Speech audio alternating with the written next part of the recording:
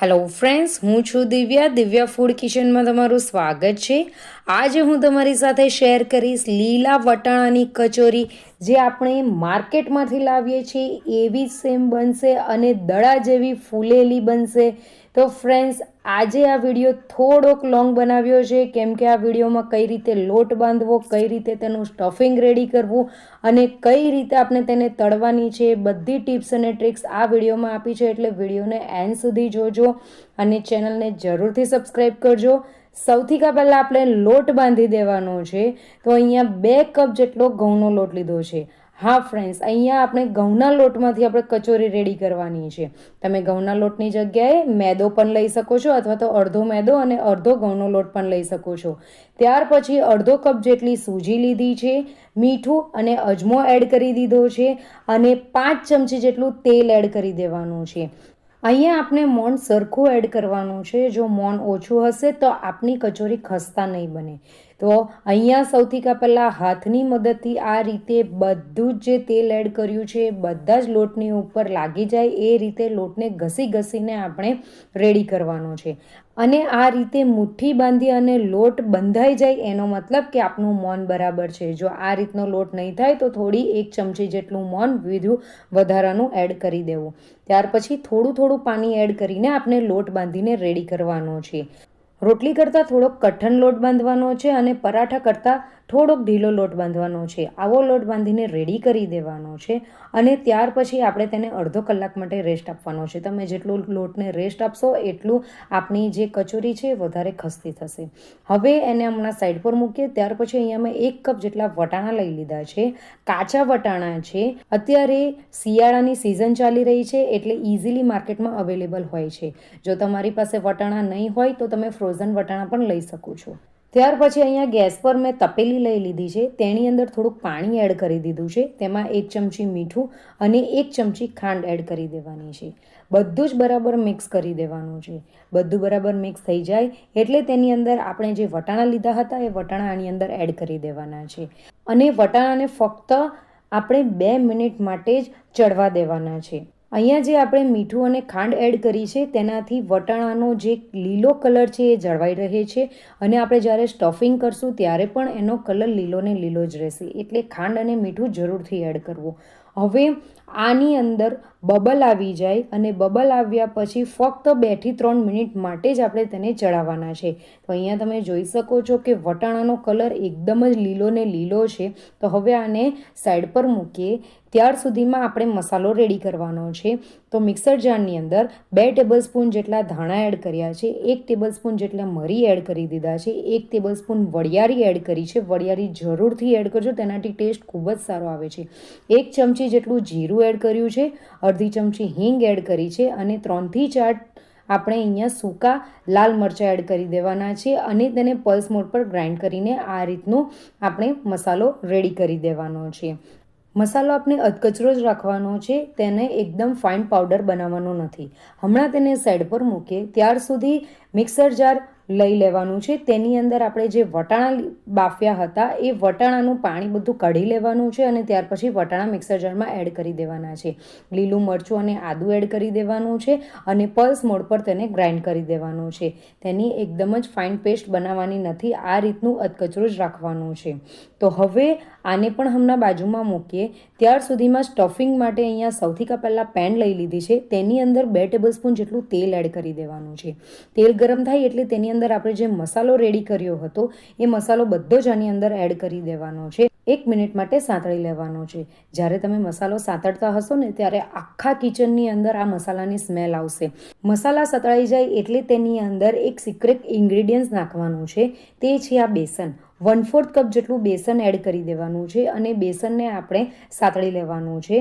જ્યારે આ બેસન આપણે સ્ટફિંગની અંદર એડ કરીએ છીએ ત્યારે એક બાઇન્ડિંગનું કામ કરે છે અને જેટલું બી મોઇશ્ચર હોય છે તે આ બધું બેસન લઈ લે છે। એટલે આપણે બાઇન્ડિંગ માટે આપણે બેસન એડ કરશું તો સ્ટફિંગનો ટેસ્ટ પણ ખૂબ સારો આવશે અને બાઇન્ડિંગ પણ રહેશે.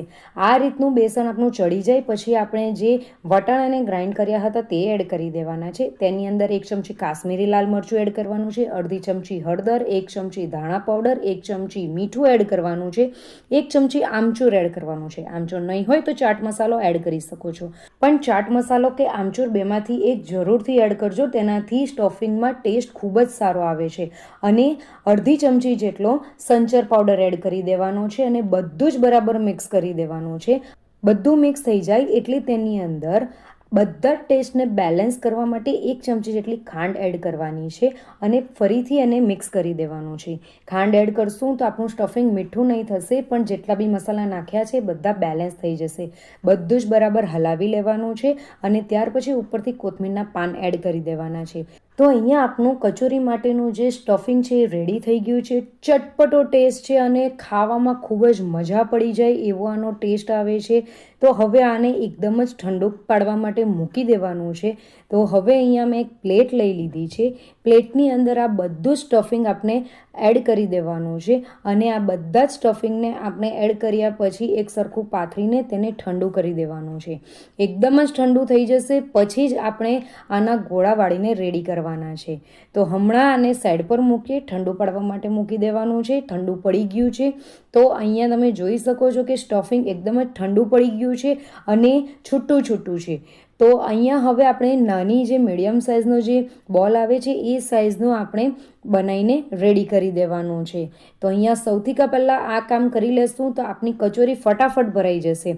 તો આ રીતનો નાની સાઇઝનો બોલ બનાવીને રેડી કરી દેવાનો છે. તો અહીંયા બીજો બોલ પણ હું તમને બનાવીને બતાવું છું. આ રીતનું સ્ટફિંગ તમે જોઈ શકો છો, છૂટું છે છતાં પણ બાઇન્ડ થાય છે. એનું કારણ છે કે આપણે અંદર બેસન એડ કર્યું છે અને આ સ્ટફિંગની અંદર જરીક પણ મોઇશ્ચર નથી. ફ્રેન્ડ્સ, તમને આજની રેસીપી કેવી લાગી એ જરૂરથી કહેજો અને ક્યાંથી જોઉં છો તે પણ મને જરૂરથી કહેજો અને વિડીયો એન્ડ સુધી જોજો. અહીંયા મેં બધા જ બોલ્સ બનાવીને રેડી કરી દીધા છે. હવે આપણે જે લોટ બાંધીને રેડી કર્યો હતો તેને એકવાર ચેક કરી લઈએ. તો અહીંયા લોટ પણ એકદમ જ સેટ થઈ ગયો છે. હવે 1 ચમચી તેલ એડ કરી દેવાનું છે અને તેલ એડ કર્યા પછી એને ફરીથી મસળી લેવાનો છે. હું તમને લોટ બતાવું છું કે લોટ રેસ્ટ આપ્યા પછી તેનામાં કઈ રીતનું ખેંચાણ હોવું જોઈએ. આ રીતનું ખેંચાણ જો તમારા લોટમાં હશે તો પરફેક્ટ રીતે લોટ તમારો બંધાઈને રેડી થયો છે. તમે જોઈ શકો છો કે લોટને હું ખેંચું છું તો આ રીતના ખેંચાણ આવે છે. આ રીતનો લોટ બંધાઈને રેડી થયો હશે તો તમારી કચોરી એકદમ ખસ્તા બનશે અને એક કચોરી ફૂલીને રેડી થશે, દડાના જેવી ફૂલશે. તો હવે તેમાંથી થોડોક લોટ લેવાનો છે. સૌથી પહેલાં લોટને આ રીતે બંને હાથમાં લઈ લેવાનો છે અને અંગૂઠા અને આંગળીની વચ્ચે આ રીતે લોટ લેવાનો છે અને આ રીતે લોટને તોડી લેવાનો છે. તો આ રીતનો આપણે મીડિયમ સાઇઝનો બોલ હોય છે એ રીતનો આપણે લોયો બનાવીને રેડી કરવાનો છે.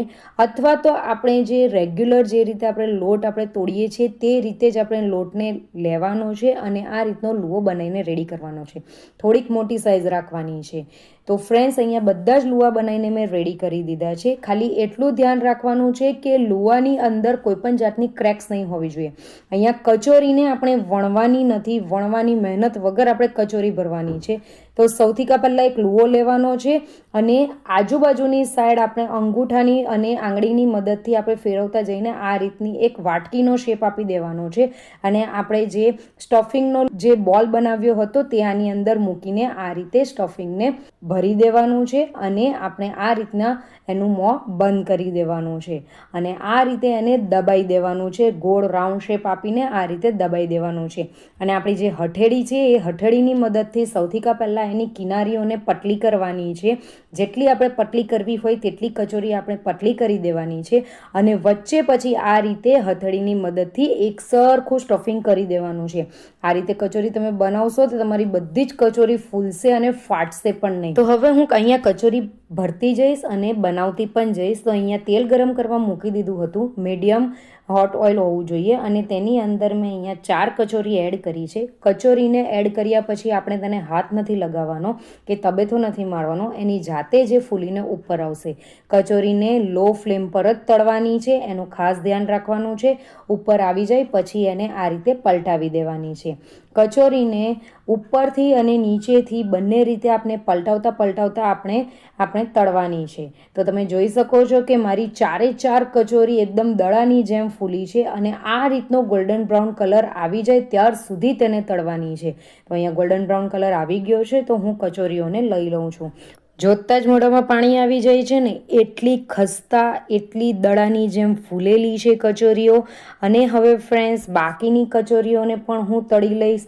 જે રીતે મેં તમને ટિપ્સ અને ટ્રિક્સ આપી છે તે રીતે જ તમે બનાવશો તો તમારી પણ બધી જ કચોરી આ રીતે ફૂલશે. સાથે મરચાંને પણ મેં તળી લીધા હતા. તો અહીંયા હું તમને એક કચોરી તોડીને બતાવું છું. ફ્રેન્ડ્સ, એકવાર આ કચોરીનો અવાજ સાંભળો. તમને અવાજ પરથી જ ખબર પડી જાય છે અને હું કચોરી તોડું છું તેના પરથી જ તમને ખબર પડી જાય છે કે કચોરી કેટલી ખસ્તા છે અને અંદરનું જે સ્ટફિંગ છે એ બધી જ જગ્યાએ સ્પ્રેડ થયું છે.